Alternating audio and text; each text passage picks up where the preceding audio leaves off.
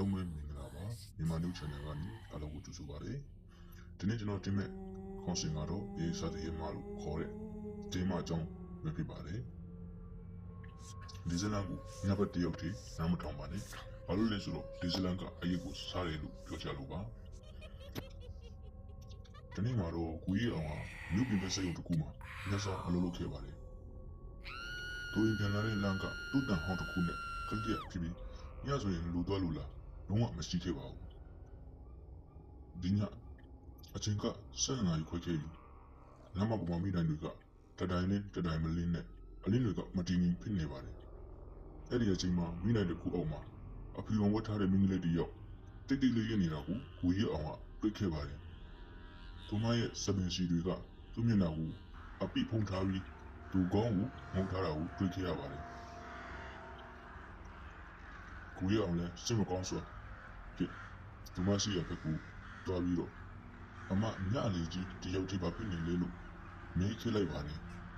ထိုအချိန်မှာမိန်းကလေးကဘာမှမကြည့်ခဲ့ပဲနဲ့ချီတလှမ်းနဲ့ခိုင်းရင်းနဲ့ကိုကြီးအောင်ဘက်ကိုတပြင်းပြင်းနဲ့လာနေခဲ့ပါတယ်အဲဒီအချိန်မှာပဲကိုကြီးအောင်ကအလိုလို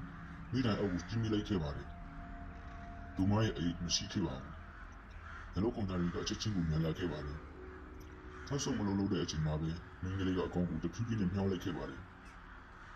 မျက်လုံးတွေကအနဲ့ရောင်အပီးနဲ့မျက်ရည်တွေမဟုတ်ဘဲနဲ့တွေးတွေကရှိကြလာတော့ကိုကြီးအောင်ကမြင်ခဲ့ရပါတယ်အတန်တိတ်တိတ်နဲ့သူမကပြောခဲ့ပါတယ်ငါအိမ်မရှိတော့ကြာပြီဆိုပြီးတော့မိတိုင်းလင်းတွေတစ်ချက်နဲ့တစ်ချက်ပိတ်နေကိုကြီးအောင်ပြီးမလို့လုပ်ခဲ့ပါတယ်ခြေထောက်တွေမှာ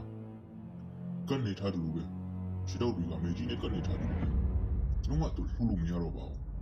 ဒီမှာအနာကိုကလာပြီးတော့အစ်ဆက်တဲ့အတန်းနဲ့မင်းရဲ့ရေးကိုငါလိုချင်နေဆိုပြီးတော့ပြောခဲ့ပါတယ်ကိုကြီးအောင်ကြည့်လိုက်တော့သူ့ခြေထောက်အောက်မှာအရေးတစ်ခုကတဖြည်းဖြည်းနဲ့လှုပ်ရှားလာပြီးလုတ်ပုံတံပြစ်လာခဲ့ပါတယ်အရေးကမင်းလေးရှိကိုသူ့ကိုဆွေးယူသွားခဲ့ပါတယ်ကိုကြီးအောင်ဟောလိုက်ပေမဲ့အတန်းမထွက်နိုင်တော့ဘူးအမောင်ကသူ့ကိုလုံးဝပုံလို့တော့ခဲ့ပါတယ်နောက်နေ့မနေ့လေးရောက်သူ့တံပေးလမ်းမှာကိုကြီးအောင်ရဲ့ဖန်တီးရမယ်ချန်ခဲတော့ပါတယ်သူ့ကိုပဲသူမှမတွေ့ကြတော့ပါဘူးဒါပေမဲ့ညတိုင်းမိတိုင်းအောင်မှာအရေးနှစ်ခုပါလေမင်းကလေးတယောက်ရနေတော့လူတွေမြင်ကြရပါတယ်လို့ပြောကြပါတယ်ဇလာတော့ဒီတော့ပါပဲဒီတော့ဘယ်လိုထင်ခဲ့တယ်လဲဒါတကယ်ပဲဖြစ်နိုင်ကြလားဒါမှမဟုတ်တကယ်ဖြစ်နေစင်ရောဘယ်လိုဖြစ်နေလို့ခံစားရလဲဒီရောညကြရင်မကြည့်တဲ့မင်းကလေးတယောက်တွေ့ခဲ့နေစင်ရောဘယ်လိုလုပ်ပါလဲစကားတော့ပြောနေမှာလားဒါမှမဟုတ်ထုတ်ပြီးမှလားအောက်ကကွန်မန့်မှာရေးပေးကြပါဦးနော်နောက်တစ်ချက်ကောင်းတဲ့ဇာတ်လမ်းတွေနဲ့လည်းဆုံးကြရအောင်